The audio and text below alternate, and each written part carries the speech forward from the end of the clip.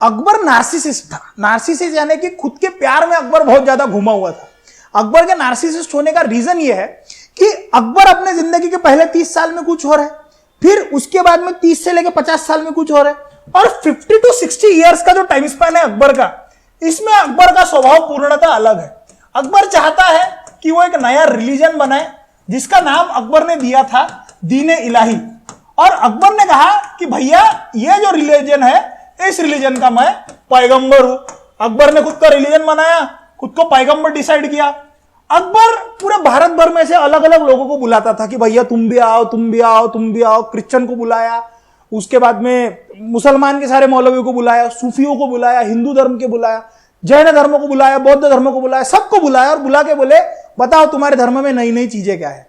अब यहां पे सबसे ज्यादा देखने वाली बात है, अकबर पहला ऐसा आदमी था, जब धर्म की सभाएं होती थी, इन लोगों में डिबेट होता था, अकबर तलवारें लेके 2 सिपाहियों को खड़ा करता था कि इसमें से कोई भी झगड़ा करेगा काट डालना। ऐसा कभी हुआ तो नहीं कि किसी को काटा गया, लेकिन अकबर का नार्सिज्म इस बात से भी दिख के आता है कि जब किसी बात पे कोई मुद्दा फंस जाता था, उस पे आखिरी सुझाव अकबर देता था और कहता था कि मैं जो कहूंगा वो आखिरी सुझाव है।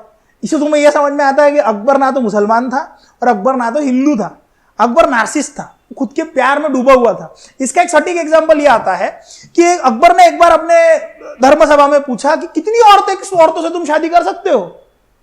तो एक मौलवी ने कहा हुजूर चार।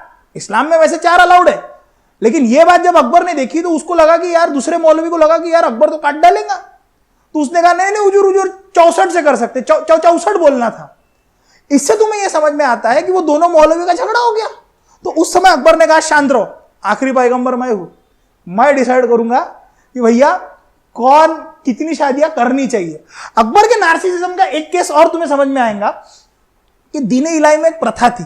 दीन इलाही में आपको अकबर के पैर धोने पड़ते थे, वो पैरों का पानी अपने आंखों पे लगा के मुंह में लेना पड़ता था। उस समय पे आपको रिलीजन एक्सेप्ट होता था। आप जाके सिस्टम पढ़ो, अकबरनामा में सिस्टम दी है, कुछ लोगों को उसने कन्वर्ट किया है, ज्यादा सक्सेसफुल नहीं रहा। अकबर का नार्सिज्म इस बात से भी दिख के आता है कि अकबर ने अपने मंत्रियों से पूछा कि क्या हम सिक्के लॉन्च करें, अल्लाहू अकबर। तो वहां पे लोगों ने कहा कि भैया लोगों को यह लगने लगेगा कि ये खुद को ही बादशाह समझ रहा है, सबसे बड़ा अकबर समझ रहा है। तब जाके वो चीजें रुकी।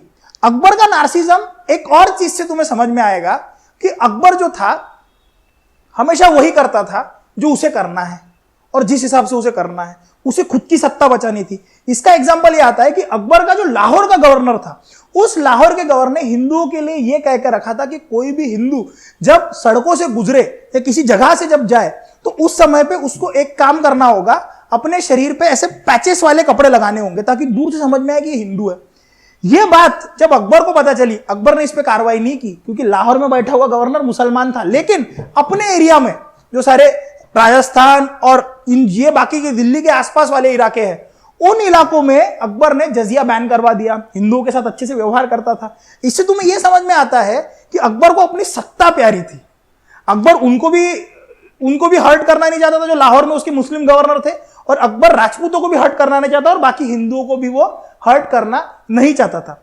अकबर की हिपोक्रेसी इस बात से भी दिख के आती है कि जिस समय पे अकबर मोइनुद्दीन चिश्ती की दरगाह पे जाता था, अकबर अगर इतना ही सेक्युलर था तो मीराबाई भी उस समय पे जिंदा थी, वो कभी मीराबाई से मिलने नहीं गया।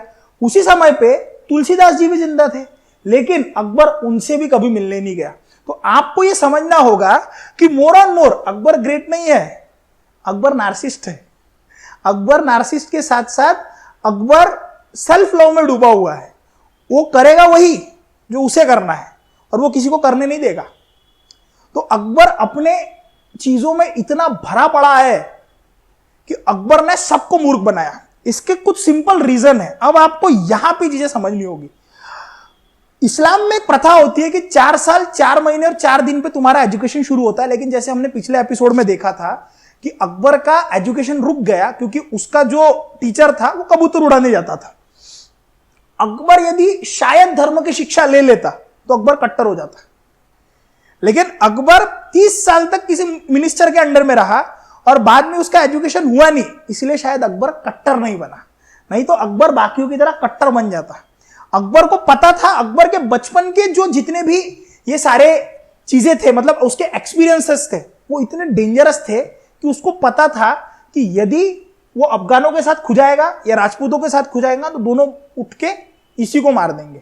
15 साल की उम्र में अकबर तख्त पे बैठा था जब हुमायूं सीढ़ियों से नीचे फिसल के गिर गया था, और जिस समय पे हुमायूं सीढ़ियों से फिसल के गिरा, अकबर उस समय पंजाब में था, और वहां से लेके अकबर ने अपना पूरा तख्त जमाया है यहां तक। देखो, मैं ये नहीं कहता कि अकबर बदमाश नहीं है, लेकिन ये तुम्हें मानना होगा कि उसने हमें मूर्ख बना के सत्ता हासिल की और हमें मूर्ख बना के वो सत्ता में रहा। यदि हम इतने शौर्यवान होते तो हम उसकी सत्ता को चैलेंज कर देते। महाराणा प्रताप के शौर्य पे सवाल नहीं उठा रहा, लेकिन महाराणा प्रताप के साथ साथ बाकी लोग क्या कर रहे थे ये भी तो हमें समझना होगा।